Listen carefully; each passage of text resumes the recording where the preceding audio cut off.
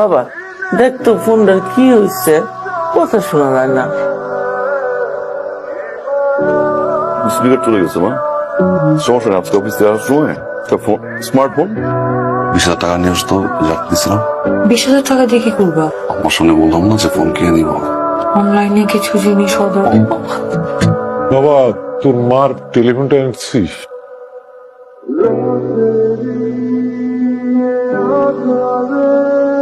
বাবা, টেলিফোন আনার জন্য যে টাকাটা আমার কাছে ছিল ওটা আমি অনলাইনে খরচ করে ফেলছি, সেই জন্য এই মাসে টেলিফোনটা আনতে পারে নাই। নেক্সট মাসের বেতন থেকে কিনে দিবে বলছে। মা, আপনি ততদিন চাইলে আমার ফোনটা ইউজ করতে পারেন। সমস্যা নাই।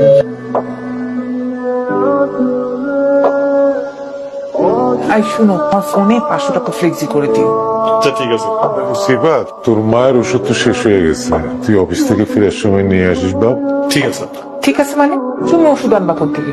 তোমার পকেটে 1 টাকাও আছে? আব্বা, ও তো এই মাসে বেতন পায়নি, ওর পকেটে 1 টাকাও নেই, কোথেকে ওষুধ আনবে বলেন? আসলে এই মাসের বেতন পাইনি। আব্বা, ফয়সালকে বলেন ও ওষুধগুলো এনে দিতে। ফয়সলকে তোর মার মোবাইলে কিনে দিতে পারে না, টাকা নাই বলে। ঠিক আছে দেখি। কথা কথা টাকা মিশা কথা কেন কো? আজব একটা ভুন্দা লোক, একটা কথা না বললে সংসারে আয় উন্নতি হয়। যাও অফিস যাও। এই ওষুধ ছিল একটু আছে কাকা, কতদিনের দেবো? 15 দিনের দিকেই শুনবো কাজ।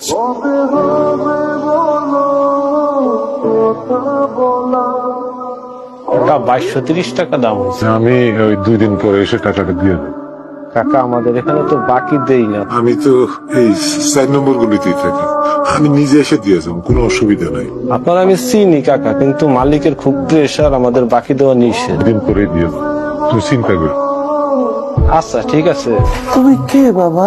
আপনি আমাকে চিনবেন না, এটাই তো স্বাভাবিক। এই বাসার দিশা ম্যাডাম আছে না, উনি আমাদের ব্যাংকে 15,000 টাকা মাসিক ইপিএস করেছে। আম্মা নাকি ডাকে? দেন ডিবিএস এর টাকা দেন, ডিবিএস 15,000 টাকা দেন।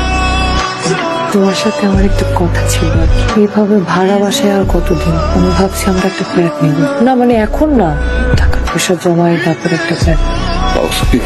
আমার খরচ, তোমার খরচ। আব্বা আম্মাও একটু খরচ।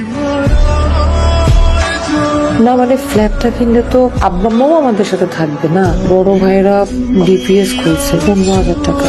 সাথী, আমার শরীরটা খারাপ তো, কয়টা কাপড় ভিজেছে, একটু ধুয়ে দাও তো। ভাবি, আমার তো আসলে একটু হাতে ব্যথা। মিথ্যা কথা বলো কেন? এই তো তুমি মোবাইল টিপতেছিলা, মোবাইল টিপার সময় হাত ব্যথা করে না? না সাথী কি হয়েছে? কি হয়েছে বলো? কিচ্ছু হয় নাই। শোনো, আমি আর 1 মুহূর্ত এই বাড়িতে থাকবো না। এই মুহূর্তে তুমি আমাকে নিয়ে বের হয়ে যাবা। এই বাসায় থাকবো না মানে কি হয়েছে? আমরা আর এই বাসায় থাকবো না। 2 দিনের মেয়ে আসতে পারলো না, ও আমার মুখে মুখে তর্ক করে। এখান থেকে সরে গেলে আমাদের জন্য ভালো। এই একটা চান্স পাইছি, চলো আমরা বের হয়ে যাই। বাসায় কিছু হয়েছে? আব্বা, সংসারটা তো এখন অনেক বড় হয়েছে, ওদের মধ্যে মানুষজনও বাড়ছে। আমি তাই সিদ্ধান্ত নিয়েছি আমি আপনার বৌমারে নিয়ে আলাদা হতে চাই। কি বলতেছো তুমি এগুলো? তো মানুষ ঘরে কোথায়? আমরা যা থাকার তারাই তো আছি না। তোমার যে টাকা দিতে বলছো মাসে, তা তো আমি দিচ্ছি না। কিন্তু তার বাহিরে আম্মার যা লাগে, আম্মার কি আম্মা আব্বা তো দেই না, দেই না। তুই সকালে যাস, রাতে বাসায় ফির। তুই কি জানোস বউ যে আমার বউয়ের সাথে খারাপ ব্যবহার করছে? আমি ডিসিশন নিয়েছি, আমার ডিসিশন ফাইনাল ডিসিশন। ভাইয়া কথা শোনো ভাই, ভাইয়া সাথী আর ভাবির ভিতরে আমরা ভাইয়া ঢুকতেছি।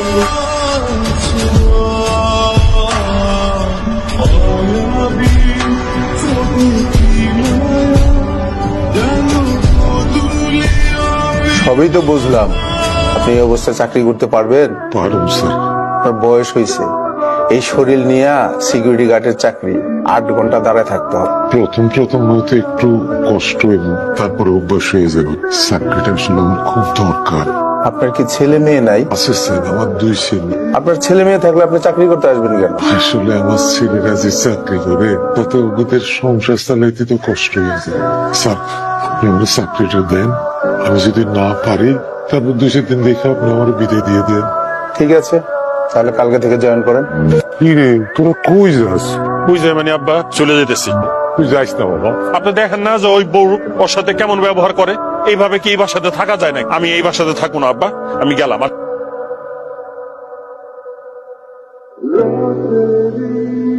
এটা কি মা? এটা কি? আমি যে অফিসে চাকরি করি সেই অফিসের সিকিউরিটি গার্ড আমার বাবা। এই ড্রেস কেন বাবার গায়ে? সাথী, ভাই সাথী, এটা কি? এটা কি? 35,000 টাকা আমি বেতন পাই, যে জন্য 5টা পয়সা খরচ করি। আমার বড় ভাই চলে যাওয়ার পর আমি বলছি বাসার খরচ লাগুক, মায়ের ওষুধ লাগুক, আব্বার চিকিৎসা লাগুক, সব খরচ আমি দেখবো।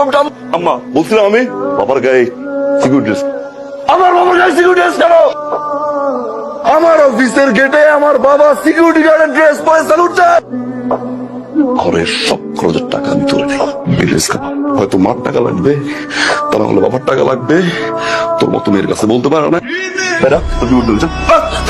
বেড়া, আজকে থেকে তোমার ছেলে একটা ছেলেই থাকবে।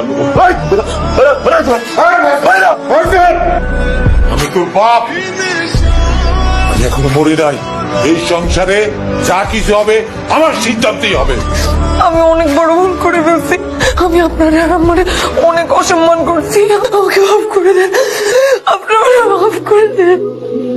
আম্মা, আম্মা, আপনি আমার মাফ করে দেন। সন্তান ভুল করলে বাবা মার উচিত মাফ করে দেওয়া। আমাকে মাফ করে দাও, আমি বুঝি নাই। আমার তো বড় আপ্পা আমার নিজের বাবা